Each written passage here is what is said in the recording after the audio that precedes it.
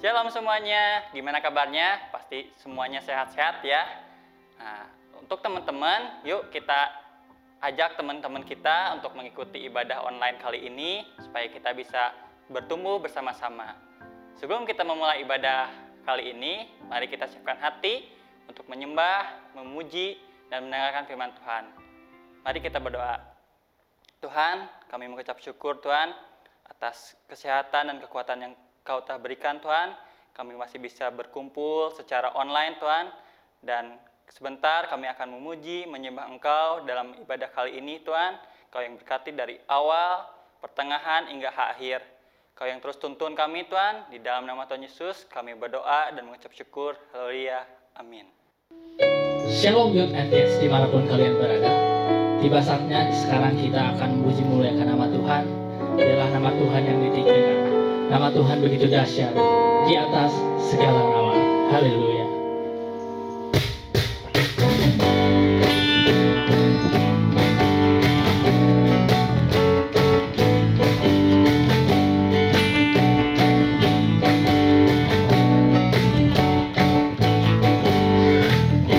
Adalah tahta-Mu Tuhan dan kemuliaan bumi, Tuhan kaki-Mu sungguh mengagumkan.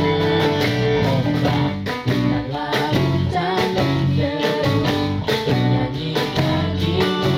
Mari semua yang bernafas sujud menyembah.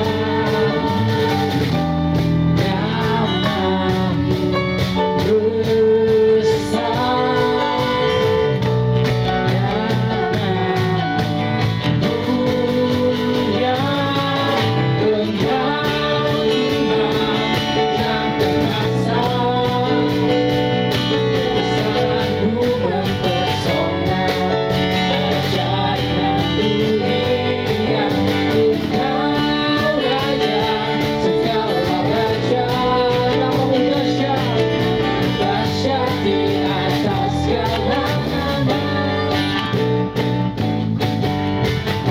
kita bersorak-sorai untuk nama Tuhan.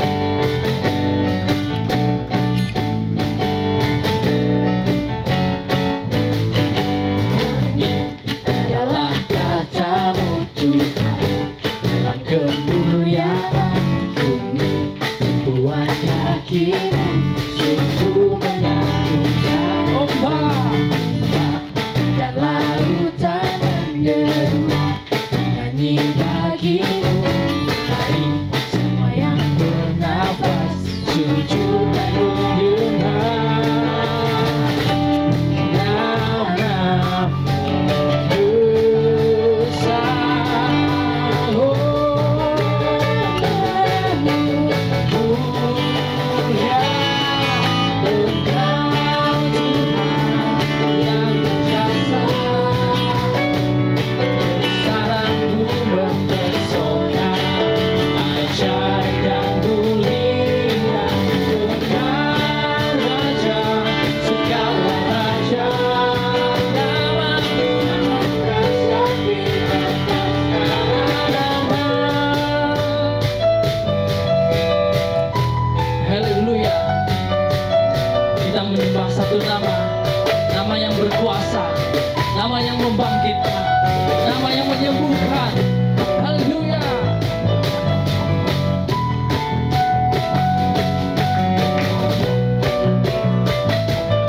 Mari kita menyanyi buat Tuhan.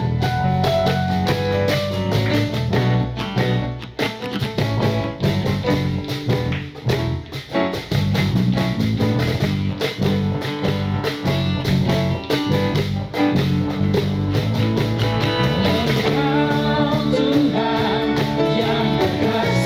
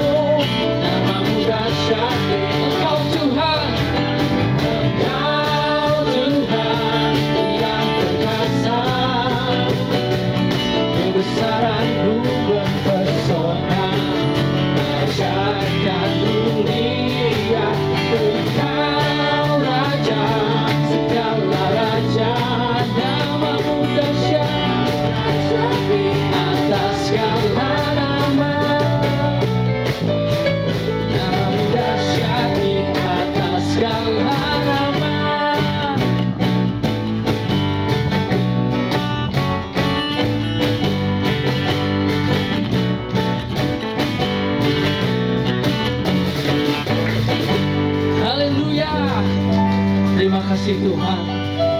Mari kita siapkan hati kita. Kita mau fokus kepada Tuhan. Bersyukur Tuhan, kami sampai saat ini Tuhan, hanya berkat kemurahan-Mu Tuhan. Terima kasih Tuhan.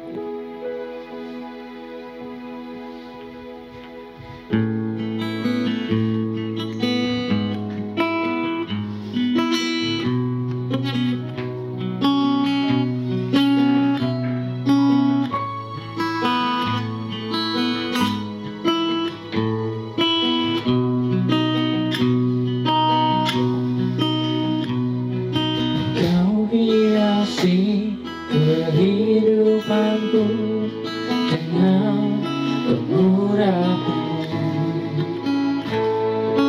Kau rancangkan masa depanku penuh dengan harapan.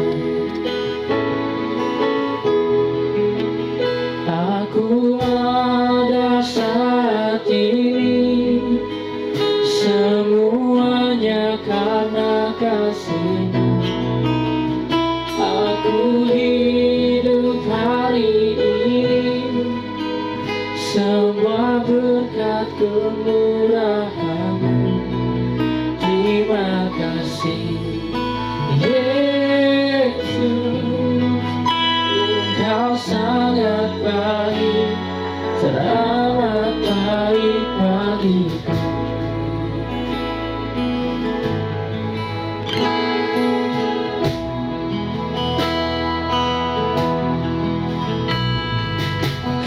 Hiasi kehidupanku dengan kemurahan-Mu. Kau rancangkan masa depanku penuh dengan harapan. Aku ada saat ini, semuanya karena kasih-Mu. Aku hidup hari ini, semua berkat kemurahan-Mu. Terima kasih Yesus, Engkau sangat baik, teramat baik. Aku ada saat ini, semuanya karena kasih-Mu.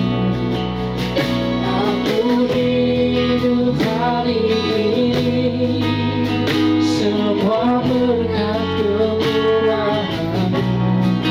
Terima kasih Yesus, Engkau sangat baik, teramat baik bagiku.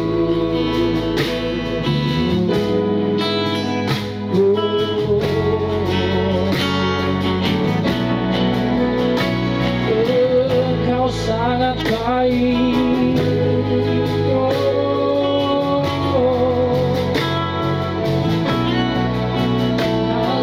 Haleluya.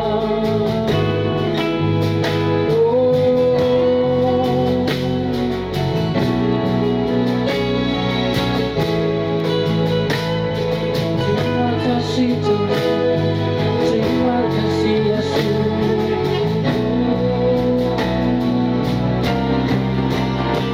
Aku ada saat ini, semuanya karena kasih-Mu. Aku hidup hari ini, semua berkat kemurahan-Mu. Terima kasih Yesus, Engkau sangat baik. Sekali lagi katakan, aku ada saat ini, semuanya karena kasih-Mu. Aku hidup hari ini, semua berkat kemurahan-Mu. Terima kasih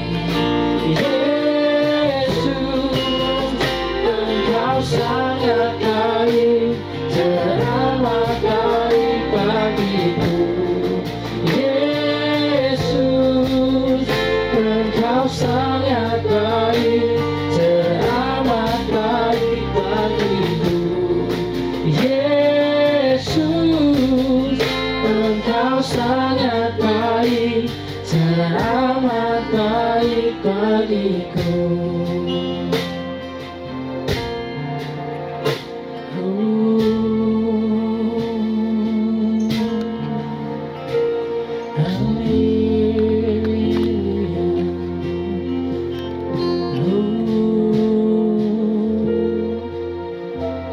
Terima kasih Tuhan.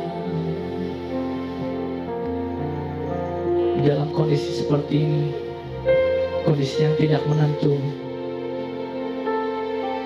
kami tidak tahu harus bagaimana. Kami tidak tahu harus ngapain Tuhan. Tapi di dalam firman berkata, Engkau pegang janji daripada Tuhan.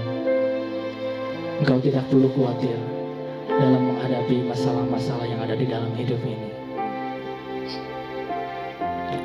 Hanya pegang janji Tuhan. Kami percaya Tuhan akan semua janji-janji-Mu.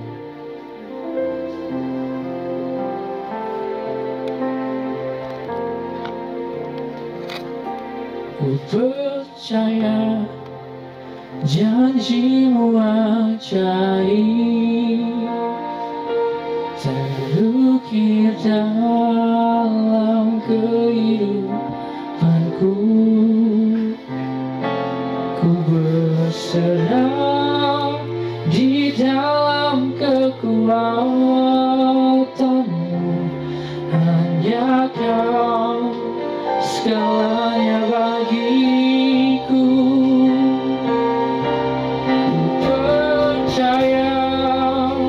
Janji-Mu ajaib, terukir dalam kehidupanku.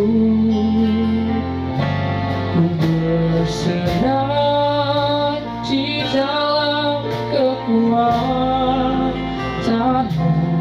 Ku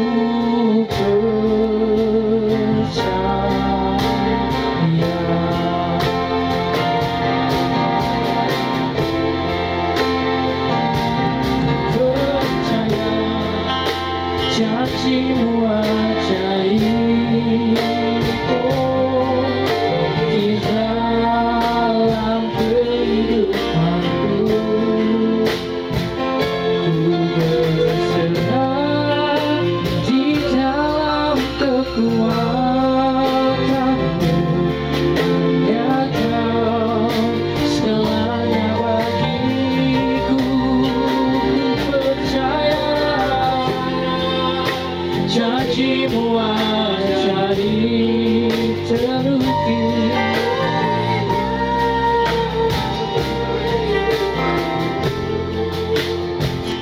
ku berserah di dalam kekuatan-Mu. Ku percaya. Katakan sekali lagi, kami percaya. Janji-Mu ajaib, terukir dalam kehidupanku. Ku berserah di dalam kekuatan-Mu. Hanya Kau segalanya bagiku.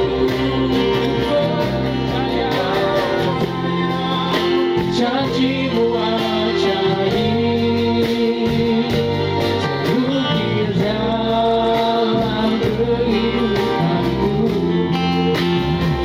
Ku berserah di dalam kekuatan-Mu.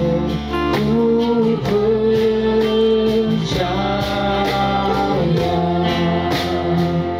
Ku berserah di dalam kekuatan-Mu. Ku percaya. Katakan sekali lagi. Ku berserah di dalam kekuatan-Mu. Ku percaya.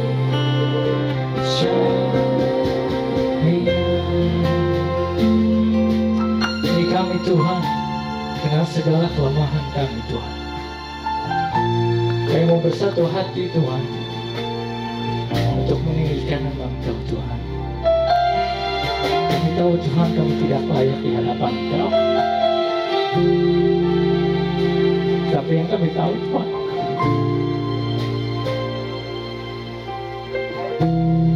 Engkau ada selalu bagi kami Tuhan. Terima kasih.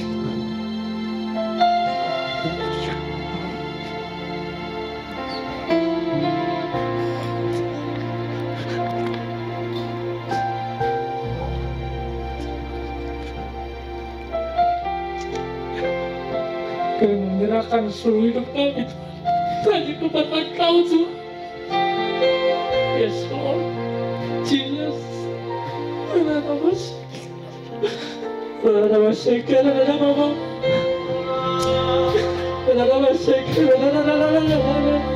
Oh Jesus, Jesus. Oh, hallelujah. Oh, la la la la, shake, la la la la la la la la la la. Oh, la la la la, shake, la la la la la, shake, la la la la la. La la la la, shake, la la la la la la la la la la la. La la la la, shake, la la la la la la la la. Jamah kami Tuhan, jamah kami Tuhan. Oh, la la la, shake, la la la la la la.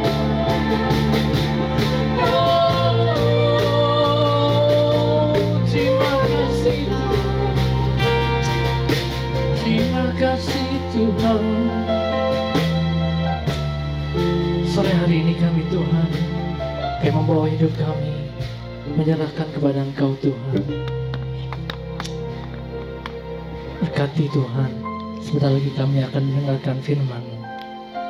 Biarlah firman-Mu mengajari setiap kami Tuhan, agar kami hidup lebih baik lagi Tuhan. Berkati pembicara Tuhan, berkati pendengar. Di dalam nama Tuhan Yesus. Haleluya. Amin. Oke, shalom, salam sejahtera bagi kita semua. Senang sekali bisa berjumpa kembali dalam ibadah online saat ini, dan saya percaya ibadah kita adalah ibadah yang diberkati Tuhan, dan Roh Kudus akan menolong hidup kita, sehingga dalam pembelajaran kita akan firman Tuhan, Roh Kudus akan membantu dan menolong, sehingga kita mampu mengerti dan kita dapat mempraktekkan firman Tuhan dalam hidup kita sehari-hari. Saat ini, kita akan kembali belajar tentang satu topik atau satu tema dalam firman Tuhan, yaitu tentang godly work. Apa artinya dari godly? Godly itu artinya kata sifat, dan godly itu punya arti yaitu kehidupan yang saleh. Dan kalau kita gabungkan godly work, itu artinya pekerjaan yang saleh. Nanti kita akan belajar lebih lanjut tentang bagaimana pekerjaan yang saleh ini dan bagaimana ciri-cirinya. Saya akan mulai dengan sebuah cerita. Satu kali ada dua orang saleh melakukan jual beli sebuah tanah atau sebidang tanah. Lalu si orang yang pertama setelah berdiskusi, bernegosiasi harga, menentukan janjian kapan, setelah melalui sebuah perbincangan, diskusi, akhirnya disepakati sebuah harga jual untuk sebidang tanah. Katakanlah Bapak A dan Bapak B melakukan sebuah transaksi jual beli tanah, katakanlah nilainya sebesar 1 miliar. Nah, setelah mereka melakukan sebuah transaksi, maka si Bapak B yang melakukan pembelian atas tanah dari Bapak A ini, ketika pulang ke rumah dan dia mulai melihat tanahnya dan mulai untuk diukur-ukur, digali-gali untuk melakukan persiapan pembangunan, dia kaget karena dia menemukan di tanah yang baru dia beli itu ada seguci emas. Nah, karena dia kaget, loh kok bisa ada seguci emas, ini banyak banget ini nilainya. Mungkin kalau seandainya ditransaksikan itu nilainya akan malah lebih dari 1 miliar tadi waktu dia melakukan pembayaran kepada Bapak A. Lalu dia keesokan harinya di tengah kebingungan dia datang sama Bapak A. Dia bilang, Bapak A, saya kan membeli tanah kepada Anda itu jual beli tanah. Dan saya tidak membeli seguci emas. Tapi ketika saya melihat tanah saya, tiba-tiba kok di dalam tanah saya itu ada seguci emas. Dan saya pikir ini bukan milik saya, ini adalah milik Anda karena saya membeli tanah, bukan membeli isi dari tanah tersebut.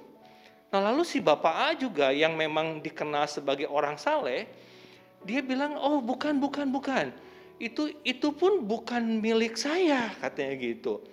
Saya juga nggak tahu apakah memang di tanah itu ada seguci emas atau apapun, saya nggak tahu. Jadi itu milik Bapak aja gitu. Lalu si Bapak B juga karena memang dia pun orang saleh, dia bilang enggak, ini juga bukan milik saya, mungkin ini milik Anda. Nah di tengah kebingungan, jadi orang saleh ketemu orang saleh bingung juga gitu loh.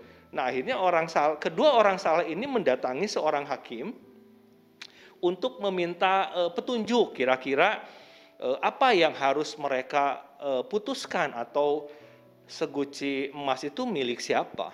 Nah lalu setelah hakim tersebut mendengarkan sebuah cerita dari kedua orang tersebut, Bapak hakim ini pun merasa kagum. Kenapa? Karena ini dua-dua orang saleh yang dengan jujur, yang dengan apa adanya mengungkapkan bahwa itu bukan miliknya. Sampai si hakim ini pun geleng-geleng kepala dan dia bingung gitu untuk menentukan pilihan. Akhirnya setelah berpikir cukup panjang, hakim ini akhirnya memutuskan seperti ini. Ya udah gini aja, saya udah punya solusi yang terbaik bagi semuanya. Bapak A, apakah Anda punya anak? Lalu Bapak A ini jawab, oh saya punya anak perempuan 1. Oh oke. Bapak B, apakah Anda punya anak? Oh kebetulan Pak Hakim saya juga punya anak laki-laki. Ya udah, kalau kayak begitu anak perempuan Bapak A dan anak laki-laki Bapak B kita nikahkan saja. Nah lalu nanti sebagai hadiah dari pernikahan kita kasihkan seguci emas tersebut. Gimana? Oh ya udah bagus, itu sebuah usul atau sebuah solusi yang terbaik. Akhirnya kedua bapak yang dikenal soleh ini, akhirnya mereka bisa besanan dan hidup mereka berbahagia. Nah dari cerita seperti ini kita bisa belajar satu hal, bahwa seseorang yang hidup saleh itu tidak ditentukan oleh keadaan, tidak ditentukan oleh situasi. Saleh adalah saleh. Kejujuran adalah sebuah kejujuran. Dan dari cerita ini kita bisa melihat sebuah ending dari sebuah cerita bahwa kesalehan dan kejujuran orang itu akan mendatangkan keberkahan bagi orang tersebut. Bagaimana dengan hidup teman-teman? Bagaimana dengan hidup saya? Apakah hidup kita memiliki sebuah kesalehan? Oke, kita akan lanjut. Di dalam Yohanes pasal 10 ayat yang ke-10, demikian firman Tuhan berkata, pencuri datang hanya untuk mencuri dan membunuh dan membinasakan. Aku datang supaya mereka mempunyai hidup dan mempunyainya dalam segala kelimpahan. Di sini kita bisa belajar melalui Yohanes pasal 10 ayat yang 10, di sini jelas bahwa pekerjaan dari iblis atau pekerjaan dari kuasa-kuasa kegelapan, firman Tuhan dengan jelas mengajarkan kepada kita bahwa pencuri itu datang hanya untuk mencuri, membunuh, dan membinasakan. Dan peristiwa ini sama seperti kejadian waktu manusia pertama, waktu ular itu membujuk Hawa, dia datang kepada Hawa. Sebetulnya dia bukan sedang memberikan kehidupan, dia bukan sedang memberikan pengetahuan, tapi sesungguhnya iblis itu datang, ular itu datang hanya untuk memisahkan manusia dari kasih Allah untuk membunuh dan membinasakan. Tetapi firman Tuhan bersyukur bilang bahwa aku datang, Yesus datang, Tuhan datang, supaya mereka mempunyai hidup. Jadi Yesus datang itu untuk memberi saya dan teman-teman yang berada di rumah masing-masing mengikuti ibadah online ini, bahwa Yesus datang untuk memberikan kehidupan. Dan Alkitab dengan jelas mengatakan bahwa dan mempunyainya dalam segala kelimpahan. Jadi ketika Yesus datang, bahwa pekerjaan yang Yesus lakukan adalah sesuatu pekerjaan yang memberikan kehidupan kepada kita sebagai orang-orang yang percaya di dalam iman Kristen kita, dalam iman kita akan karya salib Kristus. Dan bukan hanya kehidupan yang diberikan, tetapi kehidupan yang berkelimpahan. Kelimpahan di sini bukan hanya bicara tentang materi atau financial atau status ataupun apa, tetapi kita akan merasakan kelimpahan anugerah Tuhan.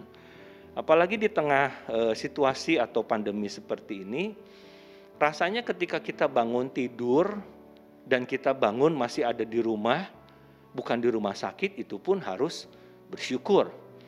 Dan ketika kita masih bisa bernafas tanpa bantuan oksigen pun itu udah jauh harus lebih bersyukur. Nah itulah Yesus datang kepada kita untuk memberikan kita hidup, bahkan dalam hidup kelimpahan. Nah lebih lanjut, kalau seperti itu jadinya, kira-kira pekerjaan apa, atau usaha apa, atau status apa, atau apa yang harus kita lakukan supaya kita benar-benar bisa termasuk orang-orang yang melakukan sebuah pekerjaan yang saleh.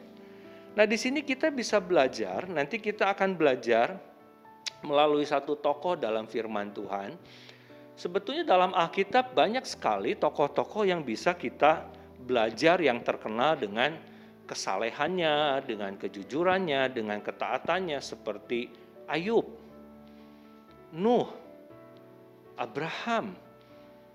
Mereka tokoh-tokoh Alkitab yang bisa mengajarkan kepada kita untuk kita hidup di dalam sebuah kesalehan dan ketaatan akan Tuhan. Nah, tapi sekarang kita akan fokus belajar sebetulnya apa yang harus kita lakukan atau pekerjaan apa yang harus kita lakukan supaya kita termasuk orang-orang yang sedang memperkerjakan sesuatu yang saleh. Sedang melakukan sesuatu yang dibilang hidup dalam sebuah kesalehan. Paling tidak nanti kita akan belajar 3 hal kita bisa belajar. Apakah pekerjaan, apakah status, apakah yang kita lakukan itu benar-benar apakah menunjukkan kita itu saleh atau tidak saleh. Saya berdoa agar supaya Roh Kudus membantu menolong kita untuk kita mampu mengerti dan kita dapat mempraktekkan ini sehingga sesuatu itu menjadi hidup di dalam hidup kita dan kita bisa menjadi saksi Kristus dimanapun kita berada. Kita akan belajar melalui satu tokoh Alkitab bernama Kornelius. Kisah ini terangkat di dalam Kisah Para Rasul pasal 10 ayat 1 sampai dengan ayat yang ke-48. Apa ciri-ciri pekerjaan yang kita lakukan adalah sesuatu yang saleh? Di dalam ayat Kisah Para Rasul 10 ayat 1 dan 2, saya akan bacakan dulu. Kisah Para Rasul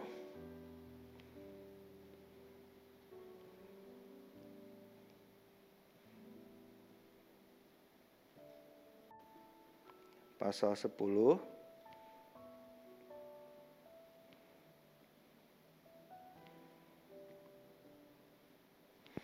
demikian firman Tuhan. Di Kaisarea ada seorang yang bernama Kornelius, seorang perwira pasukan yang disebut pasukan Italia. Ia saleh, ia serta rumahnya takut akan Allah, dan ia memberi banyak sedekah kepada orang Yahudi dan senantiasa berdoa kepada Allah. Nah, ciri pertama, apakah yang kita lakukan itu termasuk sebuah pekerjaan atau usaha yang saleh adalah ciri pertama bahwa kita banyak memberi sedekah kepada umat Yahudi. Nah, kalau seandainya kita belajar sejarah, jadi Cornelius ini ada perwira keturunan Italia dan tidak ada hubungannya dengan orang Yahudi. Tetapi Cornelius ini dia disebut orang saleh karena dia banyak memberi sedekah. Jadi pekerjaan yang saleh itu memiliki ciri yang pertama bahwa pekerjaan atau sesuatu yang kita lakukan dan kerjakan itu adalah sesuatu yang sifatnya kepingin memberi, dan memberi. Padahal kalau seandainya kita belajar di dalam situasi sekarang, apalagi di saat pandemi seperti ini, biasanya orang suka berlomba-lomba mencari sesuatu bagi dirinya sendiri. Ya, misalkan contoh seperti oksigen, wah udah mulai langka, orang mulai memburu oksigen untuk supaya di rumahnya berjaga-jaga, belum tentu di rumahnya ada yang sakit, tetapi dia bisa aja berjaga-jaga sehingga ketika banyak orang berburu tentang oksigen itu, sehingga orang-orang yang sakit yang berada di rumah sakit bisa mengalami kekurangan atau kelangkaan dari oksigen itu. Jadi terlalu banyak orang yang berlomba-lomba untuk memenuhi atau untuk berjaga-jaga apabila sesuatu itu terjadi di dalam hidupnya. Nah, sekarang kita belajar bagaimana supaya apa yang kita lakukan dalam hidup kita sehari-hari, siapapun kita, baik kita teman-teman pelajar atau teman-teman yang sedang bekerja, menjadi sebuah karyawan atau memiliki sebuah usaha, apakah pekerjaan yang kita lakukan itu adalah sebuah pekerjaan yang saleh? Ciri yang pertama adalah kita harus belajar untuk lebih banyak memberi sedekah.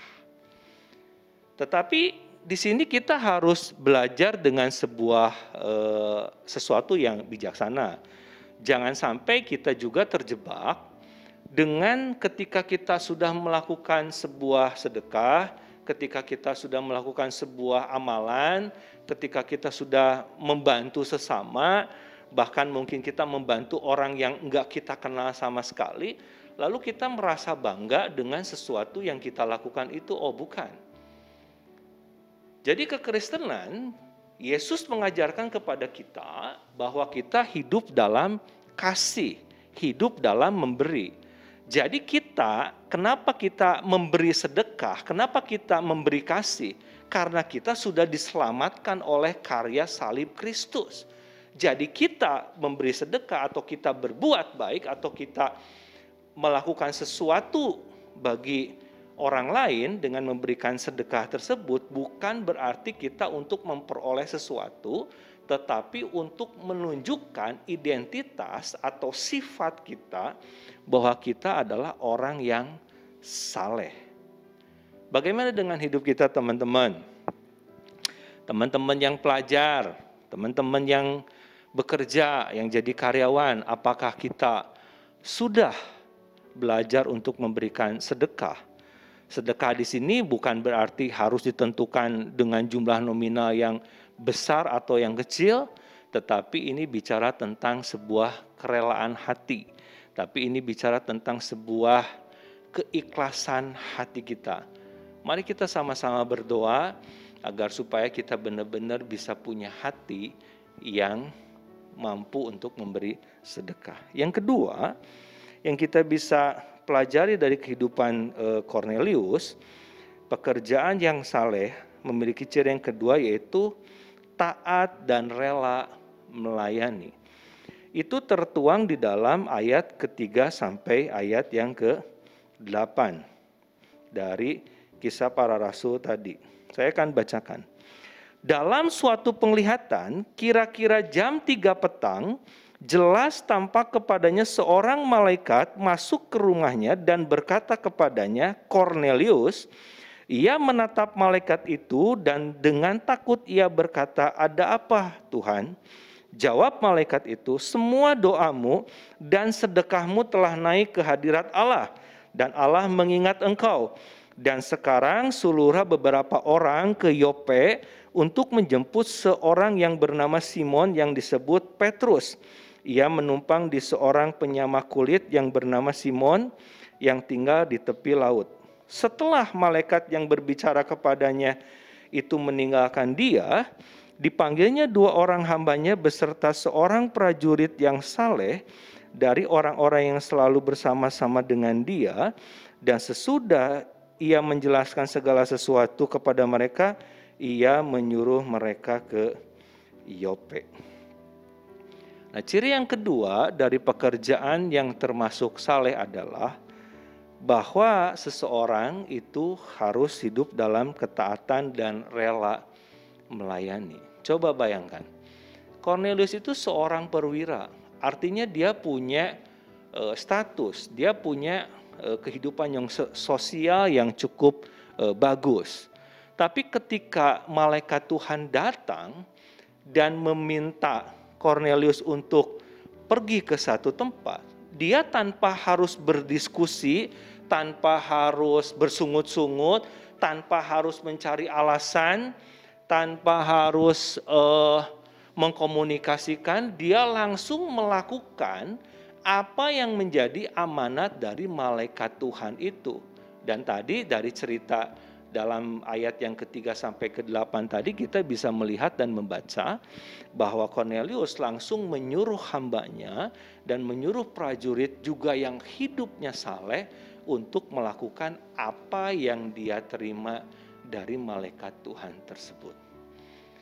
Nah, ini ciri yang kedua. Pertanyaannya adalah, bagaimana dengan hidup kita? Bagaimana dengan apa yang kita lakukan?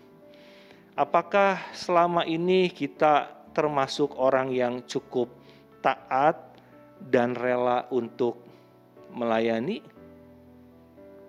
Seringkali hidup kita, ketika kita menemukan sesuatu kekecewaan, ketika menemukan sesuatu yang tidak mengenakan dalam hidup kita, apalagi mungkin kita sudah berdoa sama Tuhan, kita udah mencoba membuat saat teduh di mana kita benar-benar memohon banget sama Tuhan, tapi ternyata Tuhan seolah-olah tidak menjawab apa yang kita butuhkan atau kita perlukan. Nah, apakah dalam situasi seperti itu kita masih bisa taat dan rela untuk melayani? Nah, saya mau berdoa agar supaya ciri-ciri dari pekerjaan yang saleh itu bisa ada di dalam hidup kita dengan pertolongan Roh Kudus. Yang ketiga, yang terakhir, itu tertuang di dalam ayat yang ke-33. Saya akan bacakan dalam Kisah Para Rasul ayat yang ke-33 tadi. Karena itu segera kusuruh orang kepadamu dan dengan senang hati engkau telah datang. Jadi prajurit tadi, orang hamba tadi yang disuruh Cornelius untuk menjemput Petrus, itu sudah datang untuk melakukan tugasnya. Dan ayat 33 ini, karena itu segera kusuruh orang kepadamu dan dengan senang hati engkau telah datang. Jadi Petrusnya udah datang. Sekarang kami semua sudah hadir di sini di hadapan Allah untuk mendengarkan apa yang ditugaskan Allah kepadamu. Nah, di sini jelas bahwa Cornelius memiliki sifat yang ketiga. Kenapa dia dikatakan melakukan sebuah pekerjaan yang saleh? Karena dia peduli dengan sesama.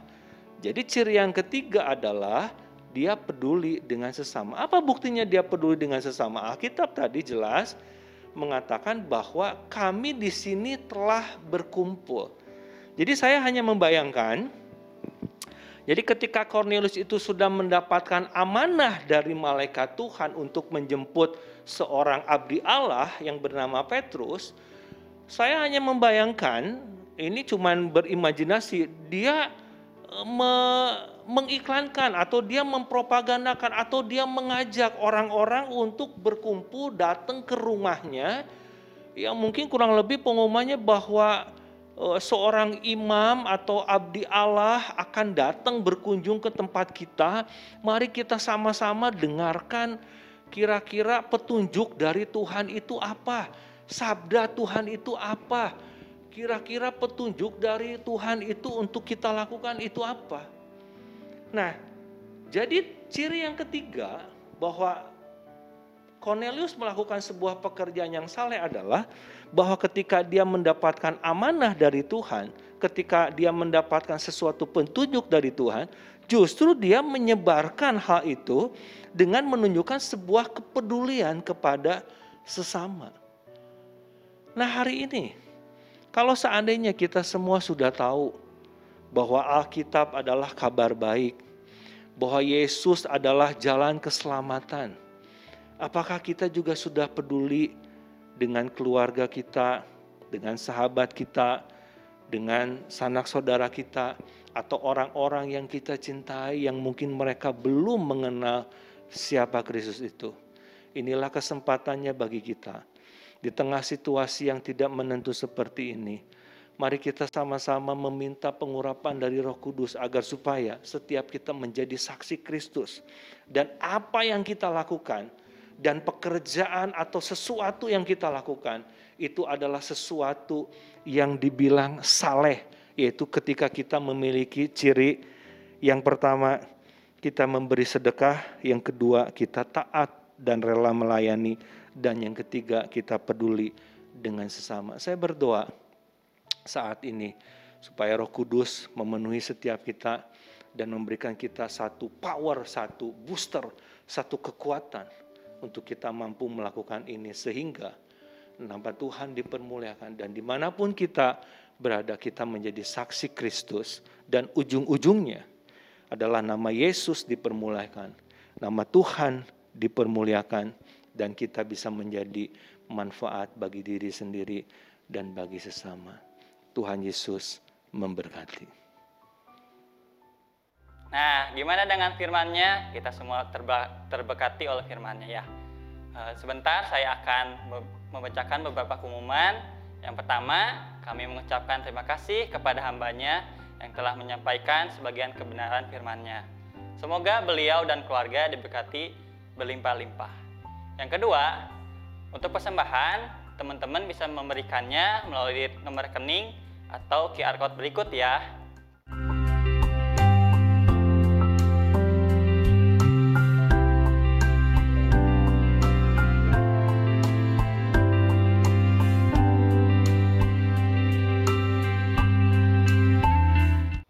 Yang ketiga, teman-teman dihimbau untuk tetap di rumah dan tidak pergi keluar atau bermain bersama teman-teman.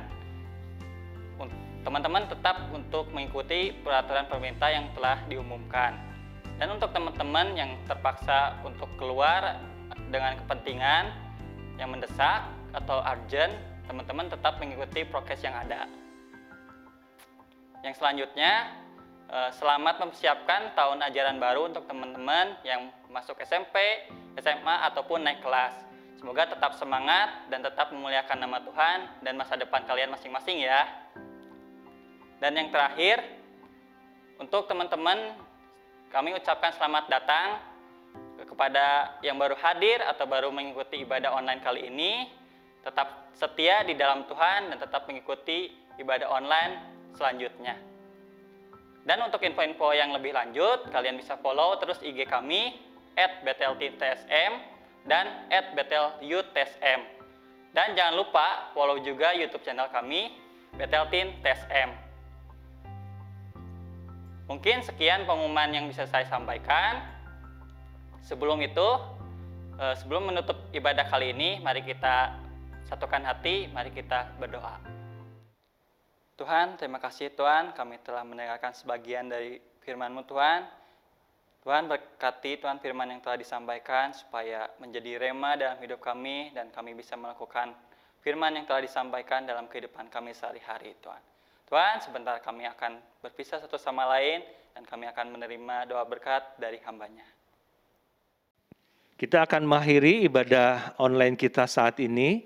Mari kita sama-sama berdoa, kita mau angkat kedua tangan kita untuk menerima berkat daripada Tuhan.